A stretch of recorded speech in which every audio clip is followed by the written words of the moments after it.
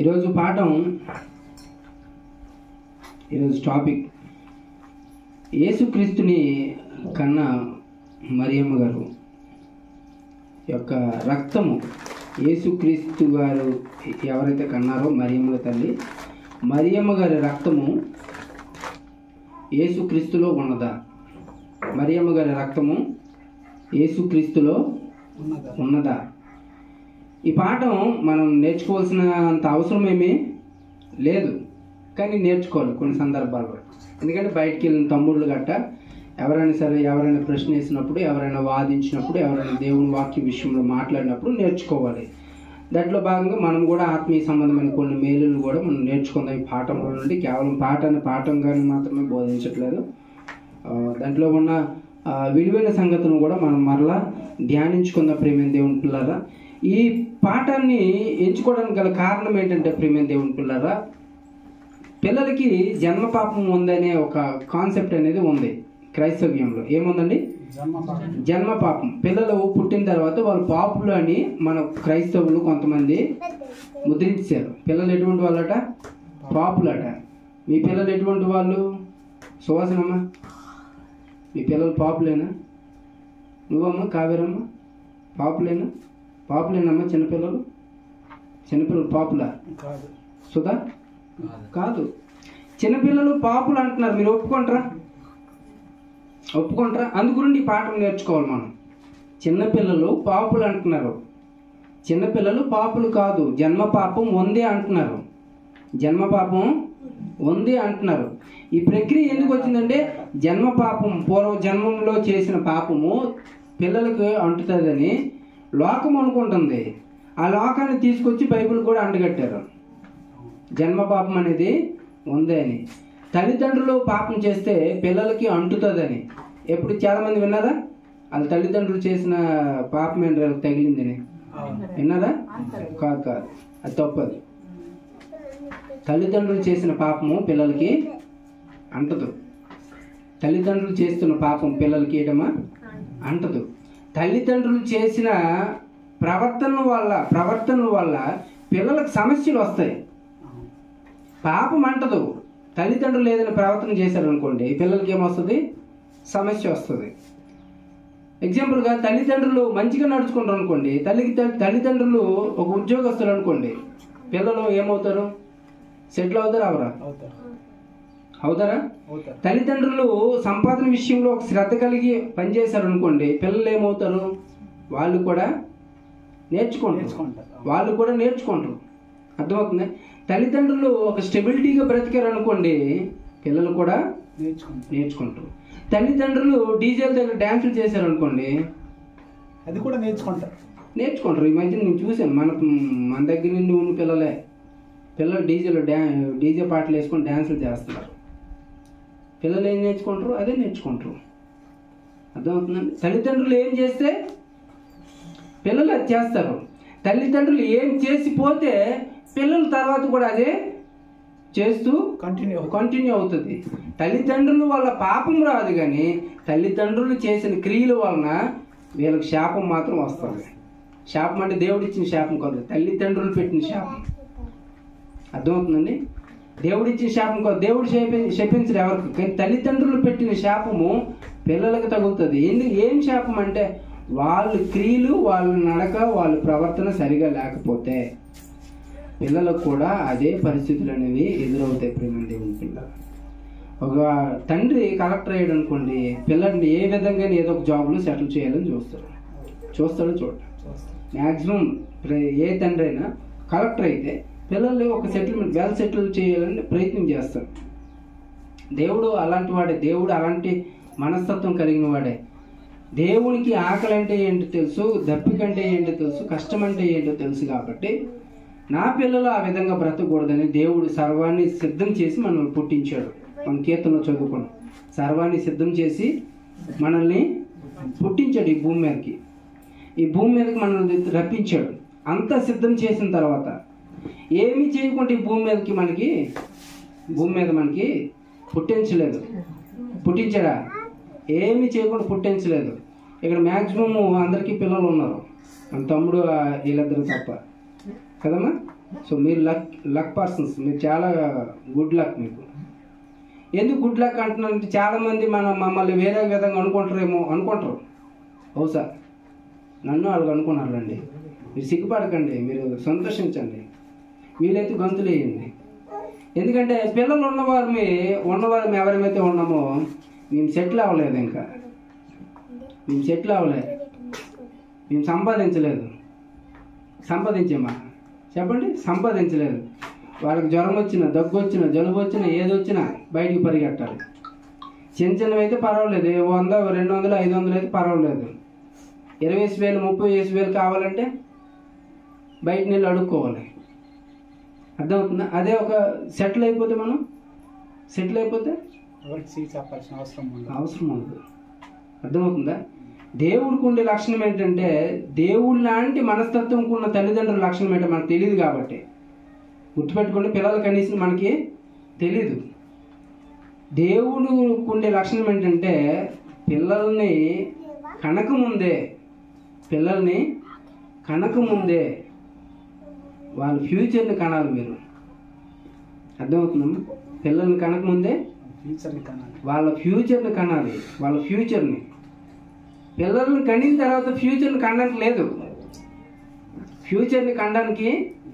లేదు. ఎందుకు పిల్లల్ని కనకముందే ఫ్యూచర్ కనాలంటే ప్రియమైన దేవుని పిల్లరా, పిల్లలు పుట్టిన తర్వాత మనం పరిగెట్టడానికి అవదు. మీరు 9 నెలలు కడుపులో బేబీ ఉండదు, 9 నెలలు 7 నెలల కడుపులో బేబీ ఉంటుంది. తల్లి పరిగెట్టగలదా? గంతులు వేయగలదా? స్పీడ్గా పని చేయగలదా? ఇంతకుముందు బట్టలు ఉతుకున్నట్టు ఉతకగలదా? ఇంతకుముందు కూర్చున్నట్టుగా లేచినట్టుగా లేకగలదా? చెప్పండి, లేకగలదా? లేగలేదు, పరిగెట్టలేదు. ఒక బస్సులో జర్నీ చేయలేదు, ఒక ఆటోలో జర్నీ చేయలేదు ఒక తల్లి. ఎందుకంటే ఆ భారం కడుపులో ఉంది. కన్న తర్వాత 2 భుజాల మీద ఉంటుంది బేబీ. కన్న తర్వాత ఎవరి మీద ఉంటుంది? 2 భుజాల మీద ఉంటుంది. ఇప్పుడు మరి పరిగెట్టగలరా? ఇద్దరు పరిగెట్టగలరా? రేపు పని ఉంటుంది. ఈరోజు జ్వరం, ఈరోజు జ్వరం, పాపకు జ్వరము. ఇప్పుడు పనికి వెళ్తావా? పిల్లల దగ్గర ఉంటావా? హాస్పిటల్ తీసుకెళ్తావా? పనికి వెళ్ళిపోతావు బయటికి. చెప్పండి, ఇవన్నీ సమస్యలు కాదమ్మా. సో మీరు చాలా లక్ పర్సన్స్, అంతేనా కదా? చెప్పండి. అలాగంటాం అన్నయ్య అని అనకండి. మీరు చాలా లక్, గుడ్ లక్ మీది. మీరు ఫ్యూచర్ని ప్లాన్ చేసుకున్న తర్వాత పిల్లలు కనాలి. చదువుకున్న వాళ్ళు ఎప్పుడు కూడా అదే విధంగా ఉంటారు. మనది యాసికాలం చదువులు కాబట్టి ఉంది మన జీవితం. అర్థమవుతుందా? చదువుకున్న పిల్లలు బాగా చదువుకున్నారు అనుకోండి, వాళ్ళు ఏ టైంలో పెళ్లి చేసుకోరో ఆ టైం చేసుకుంటారు. ఏ టైంలో పిల్లలు కనాలో ఆ టైంలో కంటారు. మన చేతిలో లేదు, దేవుని చేతిలోనే ఉంది. దేవుడు ఎప్పుడు ఇవ్వాలంటే అప్పుడు ఇస్తాడు. కానీ మనకంటూ ఒక ప్రణాళిక, ఒక నియమం అనేది ఉండాలి. అలా లేకపోతే ప్రమాదం. ప్రియమైన దేవుని పిల్లరా, దేవుడు సమస్తాన్ని సృష్టించిన తర్వాత మనల్ని పుట్టించాడు.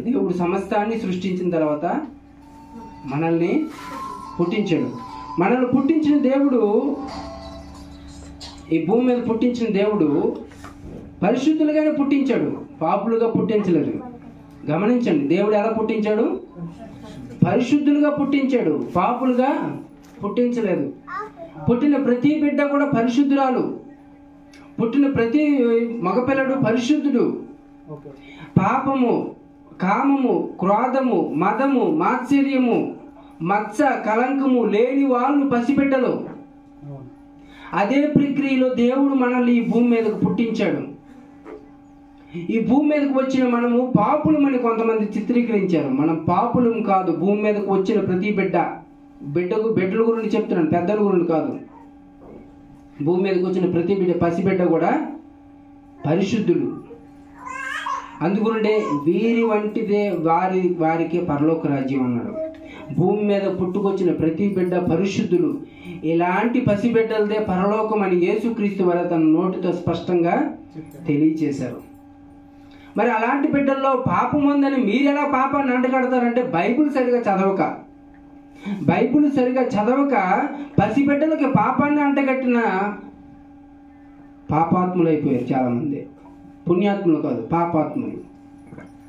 వాళ్ళు అలా వాగడం వల్ల కొంతమంది మతోన్మాదులు బైబిల్కు వ్యతిరేకస్తులు ఏమంటున్నారంటే ఈ బైబిల్ పసిబిడ్డలు కూడా పాపుల కింద చిత్రీకరించిందని అంటున్నారు.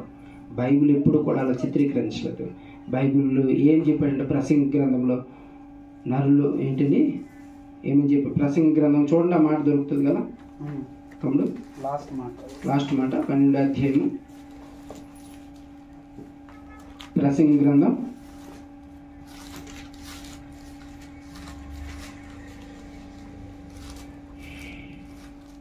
12 ఎంత మాట ఎంత నాన్న?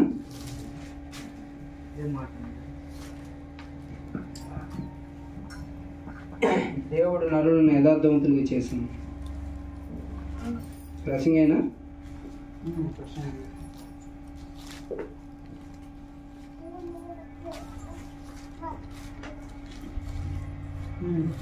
ఏడు 29.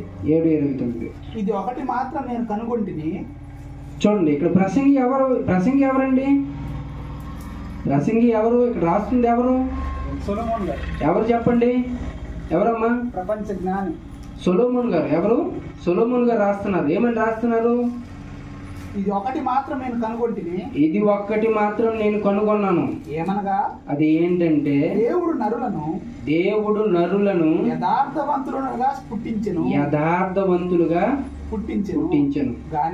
గాని వారు వివిధములైన తంత్రములను కల్పించుకొని ఉన్నారు. దేవుడు నరులను ఎలా పుట్టించాడట? యథార్థవంతులుగా పుట్టించాడట. వారు ఏం చేశారట? వివిధమైన తంత్రములు కల్పించుకుంటారు. ఏమ్మా అర్థమవుతుందా? దేవుడు నరులను ఎలా పుట్టించాడు? యథార్థవంతులు. పిల్లలు ఎలాంటి వారు? యథార్థవంతులు. తమ్ముడు పేరు ఏం పేరు? ప్రదీప్. కూర్చో. ప్రదీప్ ఒకసారి వస్తావా? రా ఒకసారి. దా ఇక్కడ నిలబడు. ప్రదీప్ ఎలాంటి వాడు? చాలా మంచి. పుట్టినప్పుడు యథార్థవంతుడు. ఎలాంటి వాడండి? యథార్థవంతుడు. యథార్థంగా దేవుడు పుట్టించాడు.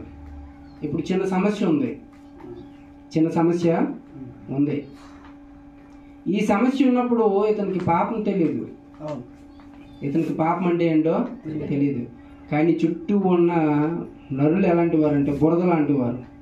చుట్టూ ఉన్న నరులు ఎలాంటి వారు? బురద లాంటి వారు. ఈ పాపం తెలియని ఈ మనిషికి విచిత్రమైన పాటలు వేసి వినిపింపజేస్తారు. ఈ మనిషి కూడా వినే అవకాశం ఉంది. అర్థమవుతుందా? ఉందా లేదా? దేవుడు ఎలా పుట్టించాడు? కూర్చో. ఎలా పుట్టించాడు? యథార్థవంతులుగా పుట్టించాడు. తమ్ముడికి పాపం తెలీదు. ఒక మాట ఏ మాట మాట్లాడాలో తెలీదు. అర్థమవుతుందా? జ్ఞానవంతులమైన మనకన్నా 100 రెట్లు బెస్ట్. తనే 100 రెట్లు బెస్ట్ ప్రేమ దేవుని పిల్లల. తల్లిదండ్రులు బాధపడతారు కొంచెం సమస్యలు ఉన్నాయని. కొన్ని సమస్యలు ఉన్నాయని. మనకంట 100 రెట్లు బెస్ట్. దేవుడు మహిమార్థమే పుట్టినవాడు. అర్థమవుతుందా? పాపము, క్రోధము ఇటువంటివి లేనివాడు. బిడ్డలు కూడా చిన్నపిల్లలు కూడా అర్థమవుతుందా? అసూయ లేని వాళ్ళు. ఒక పాప మంచి బట్టలు వేసుకుందంటే ఇంకో పాప కుళ్ళిపోద్దని చెప్పండి. మనం కుళ్ళిపోతాం. మనలో పాపం ఎలా ప్రవేశించిందంటే మనం వివిధమైన కల్పనలు, వివిధమైన తంత్రములను కల్పించుకున్నాం కాబట్టి మనలో పాపం ప్రవేశించింది. అంతేగాని తల్లిదండ్రుల వల్ల పాపం మాత్రం ఎట్టి పరిస్థితుల్లోని ప్రవేశించదు. తల్లిదండ్రుల వల్ల పాపము ప్రవేశించదు. తల్లిదండ్రుల వల్ల రోగం ప్రవేశించే అవకాశం ఉంటుంది. తల్లిదండ్రుల వల్ల రోగం వచ్చేస్తుంది కానీ పాపం మాత్రం రాదు. తల్లిదండ్రుల వల్ల రోగము, తల్లిదండ్రుల వల్ల ఇబ్బందులు అనేవి వచ్చేస్తాయి కానీ రోగం మాత్రం ఎట్టి పరిస్థితుల్లోని క్షమించాలి. పాపం మాత్రం ఎట్టి పరిస్థితుల్లోని రాదు. ప్రియమైన దేవుని పిల్లగా, దేవుడు ఈ లోకంలో పుట్టించినప్పుడు నరులను యథార్థవంతులుగా చేశాడు. అందుకుంటే యోహాను సువార్త 11వ అధ్యాయం 4వ వచనం. యోహాను సువార్త 11వ అధ్యాయము 4వ వచనం.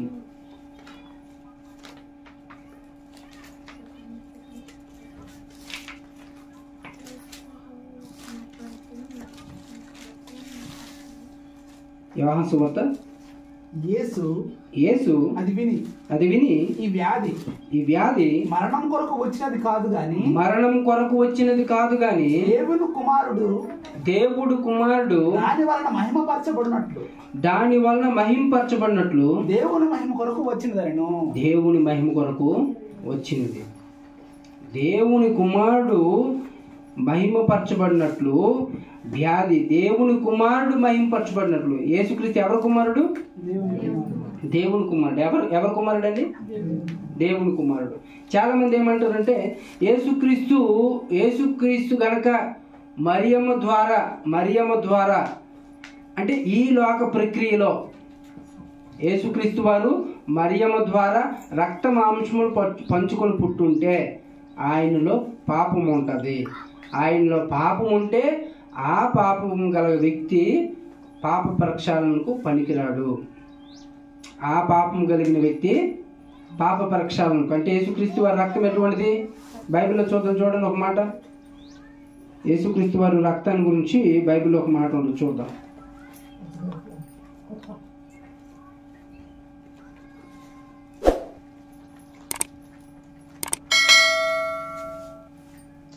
హెబ్రీయులకు రాసిన పత్రిక 12వ అధ్యాయము 24వ వచనం, 23 నుంచి చదవండి ఒకసారి. హెబ్రీయులకు రాసిన పత్రిక 12వ అధ్యాయము 23 నుండి. పరలోకమందు వ్రాయబడి ఉన్న జ్యేష్ఠుల సంఘమునకును వారి మహోత్సవమునకును అందరి న్యాయపతి అయిన 24 కొత్త నిబంధనకు మధ్యవర్తి అయిన యేసునొద్దకు హేబేలు కంటే మరి శ్రేష్టముగా పలుకు ప్రోక్షణ రక్తమునకును మీరు వచ్చి ఉన్నారు. హేబేలు, క్షమించండి, యేసుక్రీస్తు వారి రక్తం ఎటువంటిదట? హేబేలు కంటే శ్రేష్టమైన రక్తం. కనుక మరియ రక్త మాంసాలను పంచుకొని పుడితే శ్రేష్టమైన రక్తము రాదని కొంతమంది వాదన. శ్రేష్టమైన రక్తం కాదని, అంటే శ్రేష్టమైన మనిషి కాదని, మంచి మనిషి కాదని.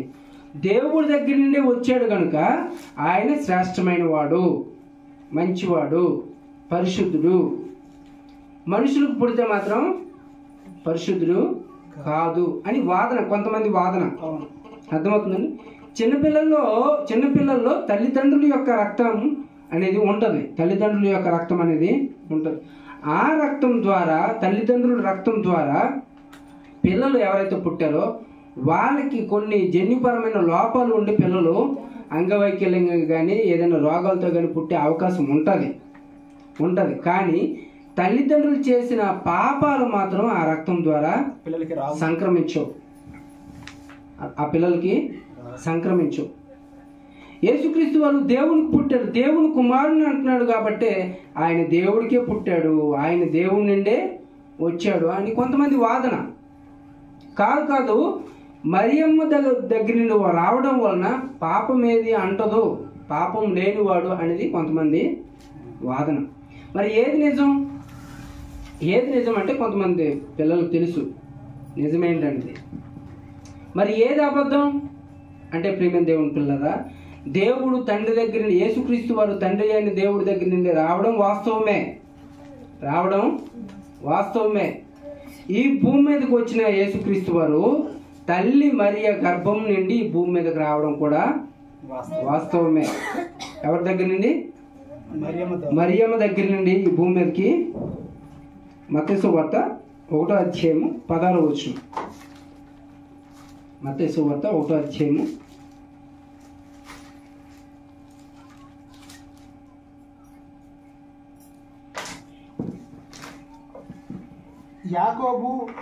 యాకోబు మరియ భర్త అయిన యోసేపును కనెను. ఆమె యందు క్రీస్తు అనబడిన యేసు పుట్టెను. ఆమె యందు ఎవరి యందు? మరి యందు ఎవరు పుట్టారట? యేసుక్రీస్తు వారు పుట్టారు. ఎవరి యందు పుట్టారని ఉంది స్పష్టంగా బైబిల్లో. మరి యందు యేసుక్రీస్తు వారు పుట్టారు. మరియందు యేసుక్రీస్తు వారు పుట్టారని వంశావళిని రాస్తూ ఆదాము దావీదు కాలం నుండి ఆదాము కాలం నుండి మొత్తం వృత్తాంతం పైనుండి వచ్చిన చదువుకొని వస్తే 16వ వచనంకి వచ్చేసరికి 1వ అధ్యాయం 16వ వచనం, మరియ గారి ద్వారా మరియమ్మ తల్లి ద్వారా యేసుక్రీస్తు వారు ఈ భూమి మీదకి వచ్చారు. మరి వచ్చినప్పుడు రక్త మాంసం పంచుకొని వచ్చి ఉండడా? కంపల్సరీ అది వచ్చినప్పుడు వచ్చి ఉంటారా? అవును. ఆత్మ ఎవరిది? ఆత్మ దేవుడు అనుగ్రహించింది. శరీరం మరియమ్మ ద్వారా శరీరము మరియమ్మ గారి ద్వారా వచ్చింది. ఆత్మ దేవుని దగ్గర నుండి వచ్చింది. శరీరము ఎవరి ద్వారా వచ్చిందమ్మా? మరియమ్మ గారి ద్వారా. ఎవరి ద్వారా వచ్చింది? మరియమ్మ గారి ద్వారా వచ్చింది. ఆ శరీరము ఎలాంటిదంటే కామ క్రోధ మదమాశ్చర్యాలు అనేవి ఏమీ లేనటువంటివి, స్వార్థం అనేది లేనటువంటిది. ఎవరిది? యేసుక్రీస్తు గారిది. ఎవరి ద్వారా వచ్చారు? మరియమ్మ గారి ద్వారా శరీరాన్ని పంచుకొని ఈ భూమి మీదకి వచ్చారు. లేదు, మరియమ్మ గారి శరీరము మరియమ్మ గారి రక్తము యేసుక్రీస్తులో లేదు అంటే బైబిల్ పెద్ద తప్పుడు పుస్తకం అయిపోతుంది. లేదు అంటే బైబిల్ పెద్ద తప్పుడు పుస్తకము, సైన్స్కి వ్యతిరేకమైన పుస్తకం అయిపోతుంది. ఏ బిడ్డ అయినా ఒక తల్లి గర్భంలో పుట్టుకుని వచ్చారంటే వాళ్ళ యొక్క DNA, వాళ్ళ యొక్క శరీర తత్వాలు, మాంసము లేదంటే వాళ్ళ యొక్క రక్త నమూనాలు అన్నివి తల్లిలో ఉంటాయి. బిడ్డలో ఏవైతే ఉన్నాయో తల్లిలో అవే ఉంటాయి. అర్థమవుతుందమ్మా? తల్లిలో అవే ఉంటాయి. ఇప్పుడు భూమి మీదకి వచ్చినప్పుడు, ఈ భూమి మీదకి వచ్చినప్పుడు ఎలా వస్తారంటే వాళ్ళు క్రియలపూర్వకంగా పరిశుద్ధులుగా ఈ భూమి మీదకి వస్తారు. వాళ్ళకి ఏమీ తెలియదు. భూమి మీద చిన్నపిల్లలకి ఏమేమి తెలుసా? ఇక మనవడు ఉన్నాడమ్మా, ఆవిడకి మనవడు మనవరాలు ఉన్నదా? ఇక్కడ ఈవిడికి ఉందా? ఎంత వయసు? సంవత్సరం ఉంటుంది. మంచిదేనా? మంచిదేనా? ఎవరి మీద కుళ్ళు కప్పటం కట్టేట్టు ఉందా? వాళ్ళ మీద ఏమి సాడీలు చెప్పుకుంటుందా? చిన్నపిల్ల కదా. ఈ భూమి మీదకి వచ్చిన చిన్నపిల్లలు అటువంటివి ఉండవు. ఈ భూమి మీదకి వచ్చిన చిన్నపిల్లలకి అటువంటివి ఎవరు నేర్పుతారంటే పెద్దవాళ్ళు. మనమే. ఎవరు నేర్పుతారమ్మా? పెద్దవాళ్ళు. మళ్ళీ బూత్ మాటలు తిట్టి పట్టమని గోప మీద లాగాలి. 2 సంవత్సరాల వరకు గారాబం చేయండి. 2 సంవత్సరాల తర్వాత తోలు తీయండి. 13 సంవత్సరం వరకు నేర్పించే ప్రక్రియ చేయాలి పిల్లలకి. 2వ సంవత్సరం నుండి 13వ ఏట వరకు వాళ్ళు నేర్చుకునే వయసు, నేర్పించాలి. 2వ సంవత్సరం వరకు వాళ్ళకి ఏం తెలియదు, వాళ్ళకి వదిలేయండి. అలాగా వాళ్ళకి ఏమీ తెలియదు. మనం ఏం నేర్పించినా ఏం తెలియదు, ఏం చెప్పినా ఏం తెలియదు. 7 ఒకటే తెలుసు. అది మొత్తం ప్రాక్టికల్గా నేను చూస్తున్నాను కాబట్టి 7 ఒకటే తెలుసు. నా కూతురు అంటే నోరు ముయ్యి అంతది నాకు. అర్థం చెప్పినా ఏందో, కొట్టినా ఏందో, తట్లు తేలిపోయినా ఏందో. అలా అమ్మ ఎంత కొడుతుంది. అర్థమవుతుందా? నిన్న వాళ్ళ అమ్మ ఏదో మాట అందు కొట్టిందో ఏం చేసిందో అలాగ అలిగి పడుకోయింది. ఎంతవరకు అంటే అరగంట సేపు పడుకోయింది. 2 గంటల పాప అరగంట సేపు అలిగి పడుకోయింది. ఇలా తిరిగి పడుకోయింది. పోనీ నేను వెళ్తే ఏదో బయట నుంచి తీసుకొచ్చి ఇచ్చాను కాబట్టి లెగిసిపోద్ది అనుకున్నాను నేను. అంటే ఎక్కడో దూరం నుండి చూసుకొని నా బండి హార్న్ వినేసి పరిగెట్టి గేట్ దగ్గరికి వచ్చేస్తుంది కదా. పోనీ వెళ్తే వెంటది అనుకుంటే నేనేదో తీసుకొచ్చి ఇచ్చాను, తోసేస్తుంది. ఇలా తోసేస్తుంది. ఎలా వచ్చింది? వినరు. అర్థమవుతుందా? 2 సంవత్సరాల పిల్లల వరకే వాళ్ళు వినరు. పెద్దవాళ్ళు అంటే 2 సంవత్సరాలు 3 సంవత్సరంలో అడుగు పెట్టిన తర్వాత వాళ్ళు జ్ఞానేంద్రియాలు కొంచెం ఎదుగుతూ ఉంటాయి కాబట్టి వాళ్ళు వింటారు. కనుక అటువంటి వారికి మనం ఏం చేయాలి? నేర్పిస్తూ ఉండాలి, రావాలి. అంతేగాని వాళ్ళు నేర్చుకోవాలని మనం వదిలేసామనుకో ప్రియమైన దేవుని పిల్లరా, వాళ్ళు ఏమవుతారంటే పిల్లలు మనం ఏం చేస్తామో అవంతా పసిగడతారు. వాళ్ళంతా స్కానింగ్ మిషన్. వాళ్ళు పిల్లలు ఏంటమ్మా? Scanning machine. మనం ఏం చూస్తామో, ఏం చేస్తామో, ఏం మాట్లాడతామో అవన్నీ క్యాచ్ చేస్తాం. మనకు తెలియదు ఆ విషయము. వాళ్ళు క్యాచ్ చేస్తారు. సరైన టైంలో అప్ చెప్పేస్తారు మనకి. అర్థం? సరైన టైంలో చెప్తారు గట్టిగా మనకి. అది చెప్పినప్పుడు మనం కూడా మాట్లాడుకుని ఇలా నేర్చుకోండి. కొంతమంది బూత్ మాట్లాడతారు చిన్నపిల్లలు. కొంతమంది చిన్నపిల్లలు బూత్ మాట్లాడతారు, దయచేసి గమనించండి. పిల్లలకి అటువంటి వాతావరణం ఉంచకండి, మీరు కూడా ఉండకండి. ఆ మాటలు విని వాళ్ళు కూడా అలా చెడిపోయే అవకాశం ఉంటుంది. పిల్లలకి పాపం నేర్పిస్తుంది ఎవరంటే మనమే. పాపాన్ని అంటిస్తుంది ఎవరమే? మనమే. యేసుక్రీస్తు వారు ఈ లోకానికి ఎంత పరిశుద్ధుడిగా ఈ లోకంలో పుట్టారో, మనము మన బాల్య వయస్సులో ఎలాగైతే తల్లి గర్భం నుండి పుట్టామో, యేసుక్రీస్తు వారు కూడా అలాగే పుట్టారు.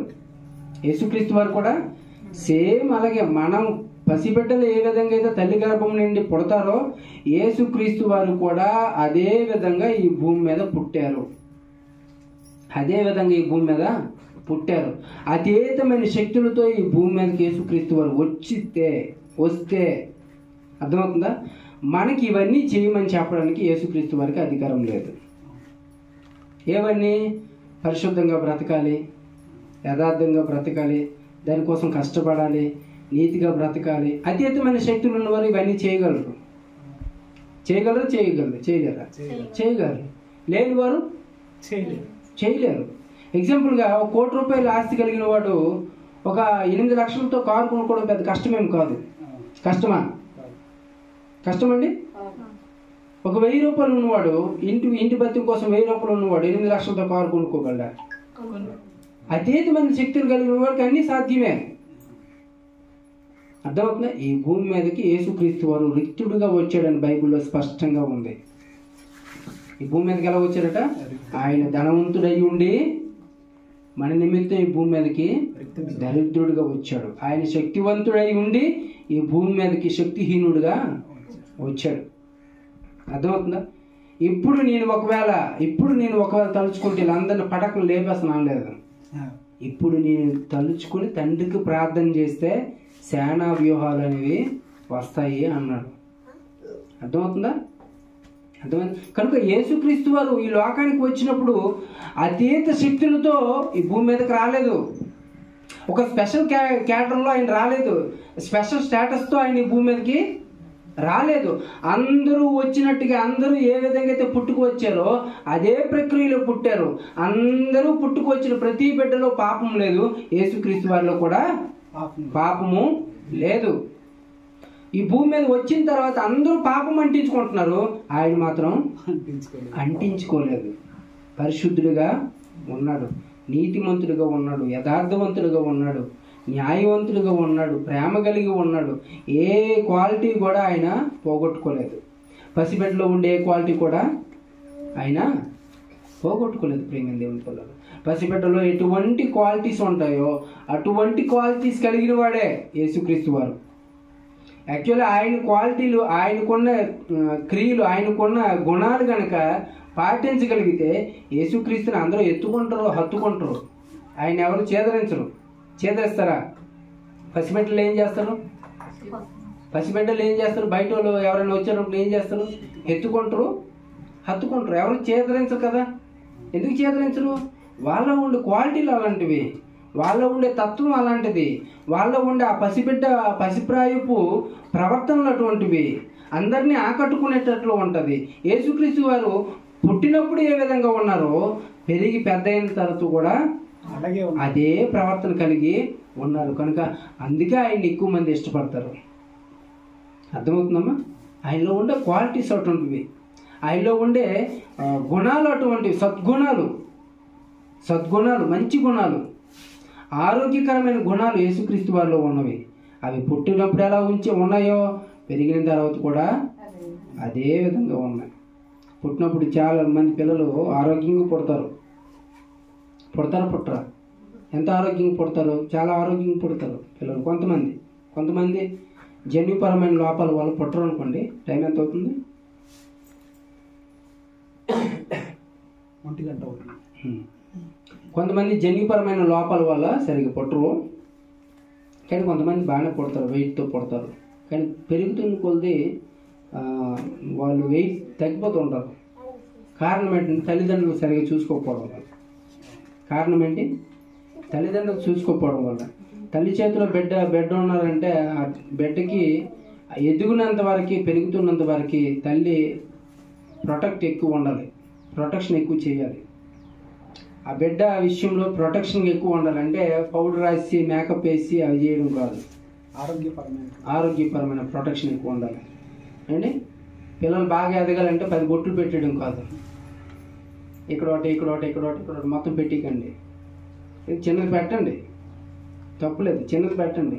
దిష్టి బొట్టు అని ఎంత పిల్లలు ఎందుకు పుట్టిస్తాడు దేవుడు ఈ భూమి మీదకి? ఎందుకు పుట్టిస్తారమ్మా చెప్పండి, చెప్పండి, ఎందుకు పుట్టిస్తాడు? భూమి మీద మన మన మన ఆశలు తెలుసుకున్న దేవుడు మనకి గర్భంలో పిల్లలు కావాలని దేవుడు ఆశ కలిగి మనకి ఇస్తాడు కదా, అందంగా పుట్టిస్తారు కదా. మ్యాక్సిమం జన్యుపరమైన లోపల మరలా చెప్తాను వినండి, ఎవరైనా పుట్టలేదు, ఏదైనా అంగవైకల్యంతో ఏదైనా ఇబ్బందులతో పుట్టారంటే మనం తీసుకునే ఫుడ్, మనం బ్రతుకుతున్న వాతావరణం వల్ల ఎఫెక్ట్ ఉంటుంది, కానీ దేవుడు అలా పుట్టించడు. అర్థమవుతుంది? బాగా పుట్టారంటే మంచి 10 మంది చూడాలనే కదా అందం ఇచ్చాడు. మరి అందానికి వంకలాడతారు ఎందుకు మీరు? వంకలు కాదు అవి, వంకలే. అందానికి వంకలాడకండి. దానివల్ల ఏమంటే డస్ట్ ఎలర్జీ పిల్లలకు వచ్చేస్తుంది.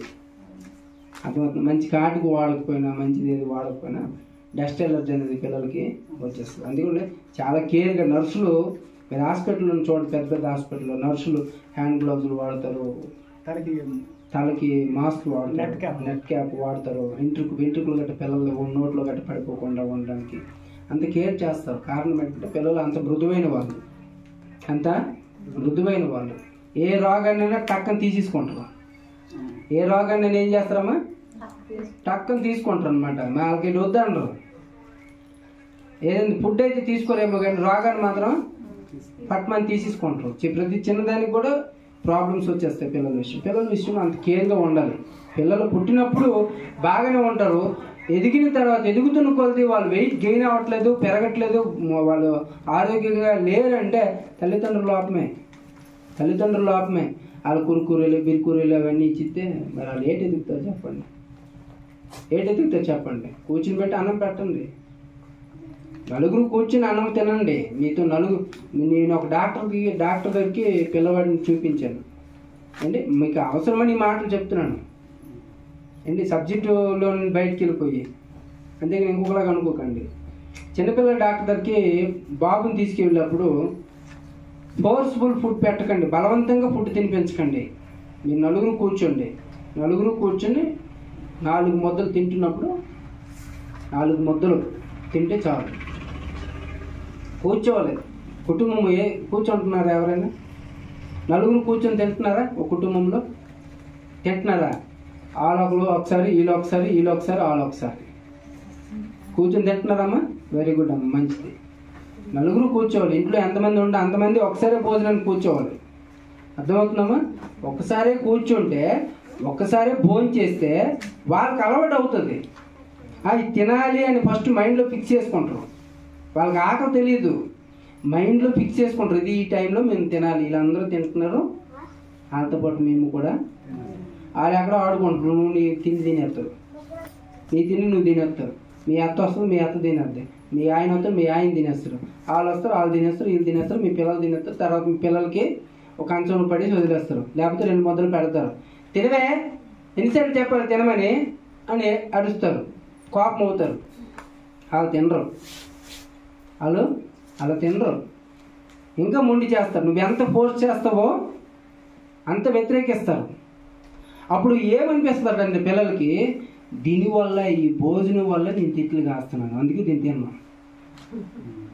వాళ్ళకి ఏం మైండ్ ఫీడ్ అవుతుందట? ఈ భోజనం వల్లే నేను తిట్లు కాస్తున్నాను, అందుకే నాకు ఇది వద్దు. అర్థమవుతుందా? వాళ్ళు గట్టు తనేసి పడిపోయారు అనుకోండి, మన గట్లు ఉంటాయి కదండి, గట్టు తనేసి పడిపోయారు అనుకోండి, ఒకసారి పడిపోతారు, రెండోసారి పడిపోతారు, మూడోసారి నిండి ఏమవుతారు? జాగ్రత్త నడుస్తారు లేదా? ఈ గట్టు వలన నేను పడిపోతాను, నాకు దెబ్బలు తగులుతాయి, ఈ అన్నం వల్ల నాకు దెబ్బలు తగులుతాయి. అందుకని తినడానికి వ్యతిరేకిస్తారు. వాళ్ళకి ఆడించి పాడించి అప్పటి కాలంలో అమ్మలు అయితే, మా అమ్మలు అయితే ఎత్తుకొని తినిపించడం, అదిగో సందమామ, ఇదిగో ఆ మామ ఈ మామని చూపించి తినిపించేవారు. ఇప్పుడు ఒక మొబైల్ చేతులు పడేసి, ఆ ముందు పడేసి, అర్థమవుతుందా? ఇదే పరిస్థితి. ఏమెక్కుతుంది? నలుగురు కూర్చొని తినండి. నలుగురు కూర్చొని తింటే మొబైల్ పక్కన పెట్టేసి మొబైల్ పక్కన పెట్టేసి నలుగురు కూర్చొని తింటే ఒక 4 ముద్దలు ఆ పాప కానీ బాబు కానీ తింటే ఆరోగ్యం, పిల్లలకి ఆరోగ్యం. పెరుగుతున్నప్పుడు వాళ్ళు ఎదగట్లేదు, బలంగా ఉండట్లేదంటే తల్లిదండ్రుల లోపం. ఎదిగిన తర్వాత వారి ప్రవర్తన బాగోలేదంటే అది కూడా తల్లిదండ్రులు, సమాజం ప్రభావం. అర్థమవుతుంది. అంతేగాని యేసుక్రీస్తు వారు అలాగా బ్రతకలేదు. ఆయన బ్రతికిన కాలం అంతా పరిశుద్ధంగా బ్రతికాడు. ఆయన బ్రతికిన కాలం అంతా ఎలా బ్రతికాడండి? పరిశుద్ధంగా బ్రతికాడు. పరిశుద్ధంగా బ్రతకడానికి కారణం ఏంటంటే మరియమ్మ గారిని, యోసేపు గారిని ఎవరు గుర్తుపెట్టుకోరు. కానీ గుర్తుపెట్టుకోండి, ఒక మాట చదువుకుందాం. లోక సువార్త 2వ అధ్యాయము, లోక సువార్త 2వ అధ్యాయము. ఎంతసేపు రికార్డ్ అయింది చూడండి సుమన్ ఒకసారి. 35 నిమిషాలు. 35 నిమిషాలా? ఓకే. లోక సువార్త 2వ అధ్యాయము తీసారా?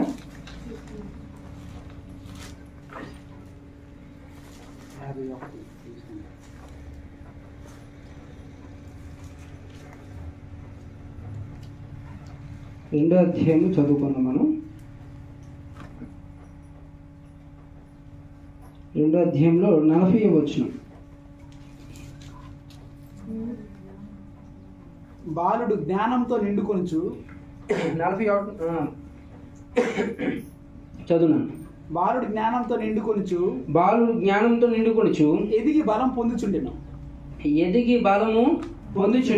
దేవుని దయ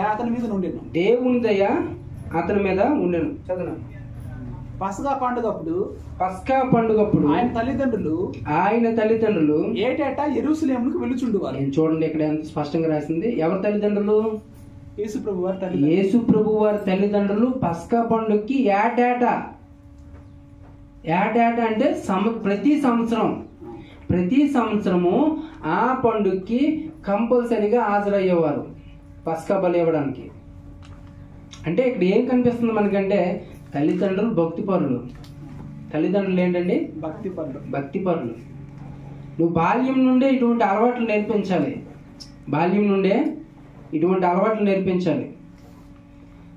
ఎలా నేర్పించాలి? బాల్యం నుండి ఎలా నేర్పించాలి? ప్రియమైన దేవుడు, మనం వెళ్తూ మన పిల్లల్ని మనం తిప్పుతూ ఉన్నాం అనుకోండి, కొన్ని రోజులకి అలవాటు అవుతుంది. ఇందాక ఏదో పాట పాడారు. మీరేం పాట పాడారమ్మా? కీర్తన. నీకు ఆ పాట వచ్చా? రాదు కదా? రాదు. కానీ మీరు అబ్జర్వేషన్ చేయలేదు, పాప పాడుతుంది. మీరు పాడుతున్నప్పుడు పాప కూడా పాడుతుంది, నోరు కదుపుతుంది.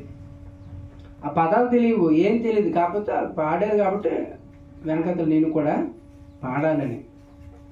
ఎందుకు ఆ అబ్జర్వేషన్ చేస్తుంది? మీరు వస్తున్నారు కాబట్టి. మీరు రాకపోతే బుర్రకథలు అబ్జర్వేషన్ చేస్తుంది. అర్థమవుతుందా? నెక్స్ట్ కొన్ని రోజులు పోయిన తర్వాత డీజేలు వస్తాయి, ఊరికి డీజేలు వస్తాయి. ఆ డీజేలు అబ్జర్వేషన్ చేస్తారు పిల్లలు. వాళ్ళు ఏం చేస్తారు? ఈ లోక సంబంధమైన కోరికలు తీర్చుకోవడానికి ఆలోచిస్తారు. వాళ్ళకంటూ ఒక జీవితం ఉంది, మాకంటూ ఒక బ్రతుకు ఉంది, మనం బ్రతకాలి, ఇతరులను బ్రతికించాలనే ప్రక్రియలో వాళ్ళు బ్రతకరు. అర్థమవుతుంది? బాల్యం నుండి యేసుక్రీస్తు వారికి భక్తి భావజాలాలు నేర్పిస్తున్నారు.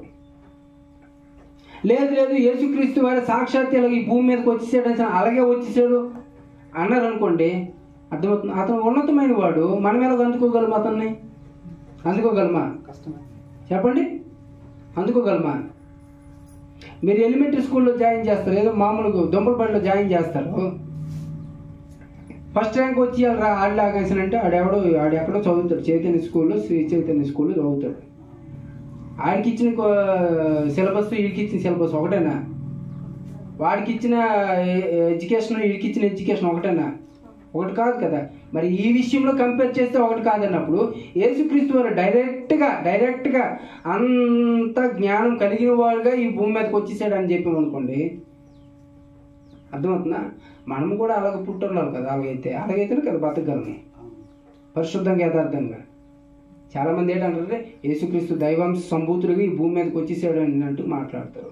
కాదు, ఈ భూమి మీదకి మనలాగే రక్త మాంసములు కలిగి వచ్చాడని బైబిల్లో చూడండి. హెబ్రీయులకు రాసిన పత్రిక హెబ్రీయులకు రాసిన పత్రిక అనుకుంటా.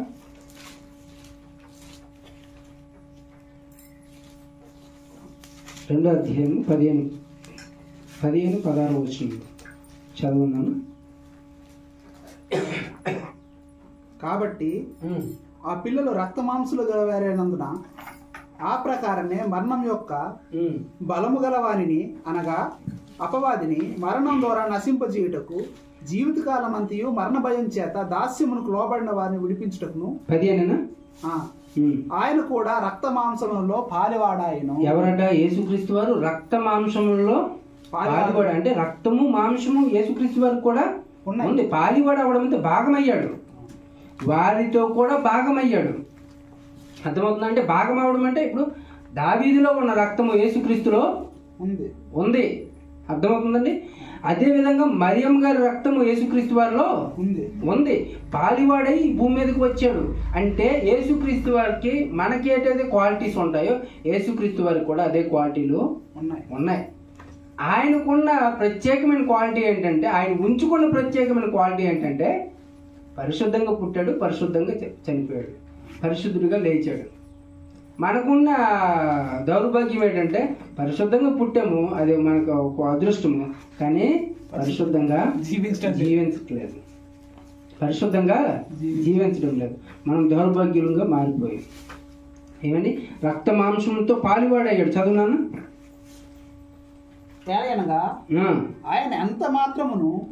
ఎంత మాత్రమును దేవదూతల స్వభావమును దేవుని స్వభావం ధరించుకోలేదాట. ఇక్కడ స్పష్టంగా చెప్తున్నాడు. చాలా మంది యేసుక్రీస్తు వారిలో మరియమ్మ గారి రక్తం లేదని మొండిగా వక్రంగా వాదిస్తున్నారు.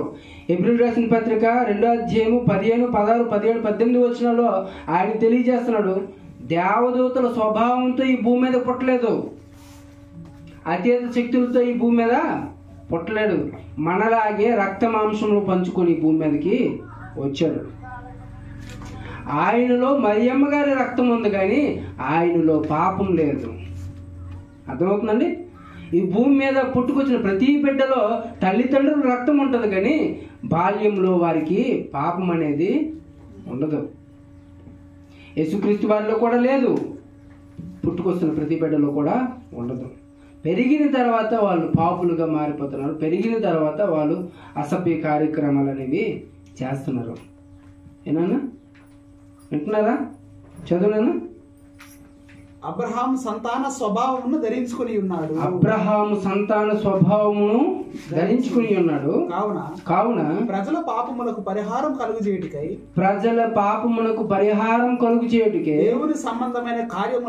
దేవుని సంబంధమైన కార్యములలో కనికరమును నమ్మకమును గల ప్రధాన యాజకుడు నిమిత్తము అన్ని విషయములలో ఆయన తన సహోదరుల వంటి వాడు కావలసి వచ్చెను. తను అన్ని విషయములు కావాల్సి వచ్చాను. ఎందుకంటే వాళ్ళ కష్టాలు తెలిస్తే కదా ఈయన కష్టపడితే కదా ఆయన కష్టాలు తెలుస్తాయి. ఈయన ఆకలి కొంటే కదా వాళ్ళ ఆకలి తెలుస్తుంది. అవునా కదా? ఈయన నేత్రాశను జయించాలంటే ఆ నేత్రాశ అంటే ఏంటో తెలిస్తే కదా. తాను శోధింపబడి శ్రమ పొందెను గనుక శోధింపబడు వారికి సహాయం చేయగలవాడే ఉన్నాడు. ఆయన శోధింపబడ్డాడు అపవాది చేత. ఏనన్నా చెప్పు ఒకసారి. ఎవరి చేత? కళ్ళు మూసుకుని తినేస్తున్నావు. ఆయన శోధింపబడ్డాడు అపవాది చేత, శోధనకు గురి అయ్యాడు అపవాది చేత. తాను శ్రమ పొందెను గనుక శోధింపబడు వారికి సహాయం చేయగలవాడే ఉన్నాడు. అర్థమవుతుందా? శోధింపబడకపోతే సహాయం చేయలేడు. ఆకలి తెలియకపోతే, ఆకలితో ఉన్నవాడు ఆకలి ఎలా తెలుస్తుంది? ఆకలి తెలిస్తే కదా నీకంటూ ఆకలి కష్టం ఏంటో తెలిస్తే కదా, నీ కష్టం ఏంటో తెలిస్తే ఎదుటి వారి కష్టాన్ని నువ్వు గుర్తించగలవు. ఆయనకి పాపం అంటే ఏంటో తెలుసు కానీ పాపం చేయలేదు. ఆయనకి తెలుసు పాపం అంటే ఏంటో తెలుసు. ఆయనకి పాపం అంటే ఏంటో తెలుసు. పాపం ద్వారా ఎలా శోధింపబడతామో ఆయన కూడా శోధింపబడ్డాడు. అలాగే నీకు ఎలాగైతే లోకాశలో అపవాదం చూపిస్తుందో యేసుక్రీస్తు వారికి కూడా చూపించింది. నేత్రాశ, శరీరాశ, జీవపు డంబమని యేసుక్రీస్తు వారికి కూడా చూపించింది కానీ వాటికి ఆయన లొంగలేదు. కానీ మనం లొంగిపోతున్నాం. బాల్యం నుండే యేసుక్రీస్తు వారు జ్ఞానమందును, వైశ్యందును, దేవుని దయందును, మనుషుల దయందును వర్ధిల్లుచు వచ్చాడు. వర్ధిల్లడం అంటే ఏంటి చెప్పండి? వర్ధిల్లడం అంటే ఎదగడం, డెవలప్మెంట్ అవడం. ఆయన జ్ఞానంలో వర్ధిల్లాడు, వయస్సులో వర్ధిల్లాడు అంటే ఈరోజు 1వ తరగతిలో ఉన్నాడు, 2వ తరగతిలోనికి వచ్చాడు, 2వ తరగతి నుండి 3వ తరగతికి వచ్చాడు, జ్ఞానంలో ఎదుగుతూ వచ్చాడు. అర్థమవుతుందా? ఎందుకు అలా రాగలిగాడంటే బాల్యం నుండి దైవభక్తిలో ఎదుగుతూ వచ్చాడు. ధర్మశాస్త్రం మీద పాండిత్యాన్ని సంపాదించుకున్నాడు. ప్రియమైన దేవుని పిల్లలు, బాల్యం నుండి ఎవరైతే భక్తిపరులుగా మారుతారో, భక్తిపరులుగా వస్తారో, ఎవరైతే బాల్యం నుండి దేవుని యొక్క బీజాలతో ఎదుగుతూ ఉంటారో వాళ్ళలో పెద్దయిన తర్వాత కూడా అదే బీజాలు ఉంటాయి. దేవుని బీజాలు కనుక ఒకవేళ ఉంటే ప్రియమైన దేవుని పిల్లరా, వాళ్ళు అత్యాచారాలు చేయాలని, వాళ్ళు అన్యాయం చేయాలని, వాళ్ళు కుతంత్రం చేయాలని, ఒకరిని చంపాలని, ఒకరిని మానభంగం చేయాలని, ఒకరిని దోచుకోవాలని బుద్ధి ఎట్టి పరిస్థితుల్లో రావు. బాల్యం నుండే భక్తి భావజాలలో పిల్లల్ని పెంచండి. అలా పెంచితే ఈరోజు కోల్కతాలో ఎందుకు ఆ హత్య ఘటన జరుగుతుంది? అర్థమవుతుందా? అలా పెంచితే, బాల్యం నుండే భక్తి భావజాలలో పెంచితే పిల్లల్ని, ప్రతి అమ్మ ఒడి మొదటి గుడిగా మారితే, అమ్మ ఒడి ఏం కావాలి? ప్రతి అమ్మ ఒడి మొదటి గుడిగా మారాలి. బంధుత్వాల గురించి, బాంధవ్యాల గురించి, మనుషుల విలువల గురించి అమ్మ తన ఒడిలోనే నేర్పించగలిగితే, ఒక వ్యక్తిని, ఒక స్త్రీని ఏ విధంగా చూడాలి అని నేర్పించగలిగితే, అమ్మ నేర్పించగలిగితే ఈరోజు అత్యాచారాలు జరిగే అవకాశం ఉండదు. ప్రియమైన దేవుని పిల్లలు, ముంబైలో, కోల్కతాలో జరిగిన అత్యాచారం లాగా జరిగే అవకాశాలు ఉండవు. ఎందుకు? బాల్యం నుండి తల్లిదండ్రులు నేర్పించట్లేదు. బాల్యం నుండి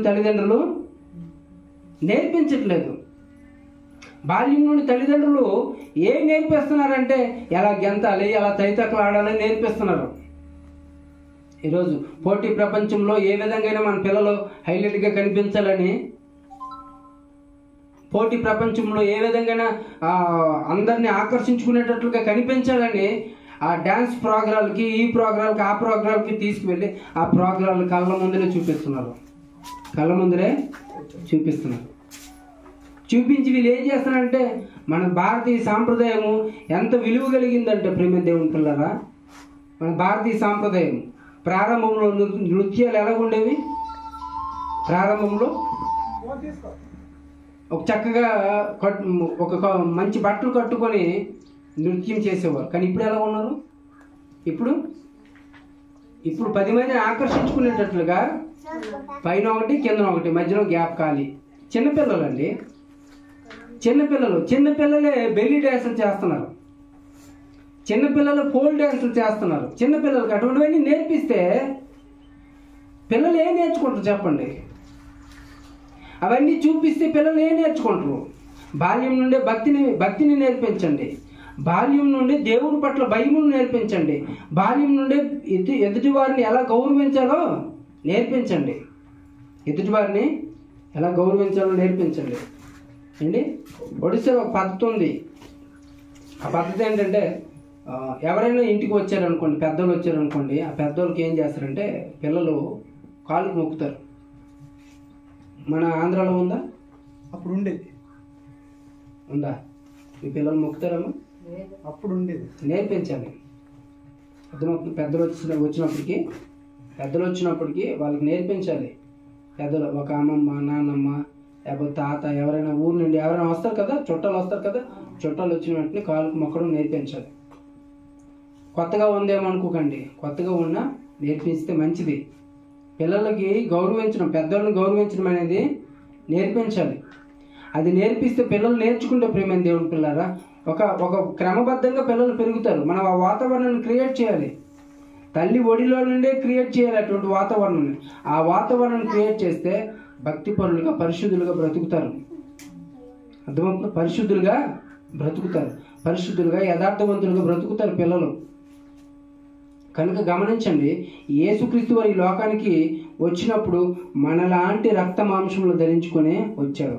ఆయనకి ఆకలి, కోపము, బాధ, క్రోధము, వేదన అన్నీ ఉన్నాయి, అన్నీ తెలుసు, అన్నీ ఉన్నాయి. పాపం అంటే ఏంటో తెలుసు, పాపం ఎలా అట్రాక్ట్ చేస్తుందో తెలుసు. ఆ అట్రాక్ట్ చేసే విధానంలో ఆయన గురయ్యాడు, కానీ దానికి బలి అవ్వలేదు. గురయ్యాడు కానీ బలి అవ్వలేదు. యథార్థవంతుడిగా నిలబడ్డాడు. ఎత్తైన స్థలం మీదకి అపవాది తీసుకువెళ్ళి అక్కడ ఏం చేసింది? ఈ లోకము దాని మహిమ అంతటిని చూపించింది. ఈ లోకము దాని మహిమ అంతటిని చూపించింది. అంటే ఏంటి? చాలా మంది ఈ రిఫరెన్స్ కూడా వివరించలేని వాళ్ళు ఉన్నారు క్రైస్తవ్యంలో. ఈ లోకము దాని మహిమ అంటే ఏంటి? మహిమ అంటే ఏంటి చెప్పండి ఒకసారి, దాని డెఫినేషన్ చెప్పండి. మహిమ అంటే ఏంటి తెలుసా? గొప్పగా గొప్పతనం, గొప్పగా చూపించడం. తెలుసా? ఇంతవరకు దేవునికి మహిమ కలుగును కాక అని మనం చాలాసార్లు అంటామన్నమా, కానీ ఆ మహిమ అంటే అర్థం ఏంటో మనకు తెలియదు. మహిమ అంటే ఏంటి? దేవుణ్ణి గొప్పగా, క్షమించండి, ఈ లోకాన్ని గొప్పగా చూపించడం. ఈ లోకాన్ని గొప్పగా చూపించడం. మీకేంటి గొప్ప? కొంతమందికి డ్రీమ్స్ ఉంటాయి, మంచి ఇల్లు కట్టుకోవాలి, ఏసీ ఉండాలి, అది ఉండాలి, ఇది ఉండాలి. డ్రీమ్స్ ఉంటాయా ఉండవా? ఉంటాయా? ఉంటాయి. వచ్చిన తర్వాత మన గొప్పలన్నీ చూపిస్తాం. ఎవరైనా చుట్టాలు వచ్చారనుకోండి, మన గొప్పలన్నీ బయటపడాలని ప్రయత్నం చేస్తుంటాం. అంటే మన మహిమ అంతా బయటపడాలని ప్రయత్నం చేస్తూ ఉంటాం. ఎందుకు? మనం ఆ గొప్పలకి అట్రాక్ట్ అయ్యాం. అర్థమవుతుందా? ఈ లోకంలో ఉండే గొప్ప ఏంటి? గొప్ప గొప్ప విందులు, విలాసవంతమైన ప్యాలెస్లు. ఒక పిఎం ఉన్నాడు అనుకోండి, ఆ రోజుకు ఒక షూట్ వేసుకుంటాడు. వయసులో ఉన్నవాడు అనుకోండి, నానా కంగారు పనులన్నీ చేస్తాడు. అప్పటి కాలంలో రాజులు 2, 3, 4, 10 మంది భార్యలు, 10 మంది భార్యలు ఉంటారు. అప్పటి కాలంలో రాజులకి 10 మంది భార్యలు ఉండి 20 మంది పనికత్తులు ఉంటారు. ద్రాక్ష రసం ఇవ్వడానికి ఒకరు, పళ్ళు ఇవ్వడానికి ఒకరు, ఒళ్ళు తోమడానికి ఒకరు, పనికత్తులు. అదంటే ఏంటి? ఈ లోక మహిమ. అవన్నీ చూపించింది యేసుక్రీస్తుకి దురాత్మ ఏం చేసిందంటే అవన్నీ చూపించింది, కానీ అవన్నిటికి లొంగలేదు. మనం చిన్న చూపిస్తే చాలు లొంగిపోతాం. ఈ లోక మహిమలు అన్నీ చూపించింది. ఇదిగో నువ్వు నా కాళ్ళకు మొక్కావా, ఆ 10 మంది ఆడవాళ్ళు నీ భుజాలు నొక్కుతారు, నీ ఒళ్ళు నొక్కుతారు అంటే లోబడిపోరా? ఇక్కడి ఊరు బయట నుండి బయట ఊరికి వెళ్తే చాలు మగవాళ్ళు, ఎవరైనా మగవాళ్ళు కొంతమంది ఊరు నుండి బయట ఊరికి వెళ్ళారు అనుకోండి, మరి ఆ చూపులన్నీ వేరే వెళ్ళిపోతున్న అందరి మీద వెనకదలు వెళ్ళిపోతాయి. అచ్చుకోకలాగా వెళ్ళిపోవా? సహజంగా ఉంటాయి, బుద్ధులు అలాంటివి ఉంటాయి. అర్థమవుతుందండి? మరి ఏదైనా పెళ్ళిళ్ళకి పేరెంటకలకి వెళ్ళారు అనుకోండి, ఆడవ చూపులన్నీ అందరి మెడలో అటువైపే ఉంటాయి. వాళ్ళు వేసుకున్న చీరలకి, వాళ్ళ స్టేటస్లకి, ఇవే కదా. ఇవి మహిమలు. ఆ మహిమలకి మనం లోబడకూడదు, ఆ మహిమలకి మనం అట్రాక్ట్ అవ్వకూడదు. యేసుక్రీస్తు వారు అవ్వలేదు, యేసుక్రీస్తు వారు నిలబడ్డాడు. యేసుక్రీస్తు వారు నిలబడి ఎలా ఎదిగాడంటే తండ్రి మెచ్చుకునేటట్లు ఎదిగాడు. అదేవిధంగా లోకం కూడా మెచ్చుకునేటట్లుగా ఎదిగాడు. లోకానికి మనకి సంబంధం ఏమీ లేదనుకుని బ్రతకూడదు. మనం దేవుణ్ణి నమ్ముకున్నప్పుడు కూడా లోకంలో ఉన్నవారికి వారు కూడా మెచ్చుకునేటట్లుగా మనము ఈ భూమి మీద బ్రతకలు ప్రేమ దేవుని పిల్లలు. కనుక గమనించుకోండి, దేవుడు యేసుక్రీస్తు వారు ఈ లోకానికి వచ్చినప్పుడు ఈ మన శరీరం ఏవైతే ఉందో, ఎటువంటి బలహీనతలతో ఉందో, యేసుక్రీస్తు వారు కూడా అలాంటి బలహీనతలు కలిగి ఈ లోకానికి వచ్చాడు. కానీ వచ్చిన ఆయన ఆ బలహీనతలకు లొంగిపోలేదు, బలైపోలేదు, పరిశుద్ధంగా బ్రతకాడు. మనము కూడా అట్టి రీతిగా బ్రతకాలి. అట్టి కృప దేవుడు మనందరికీ దయచేయును గాక.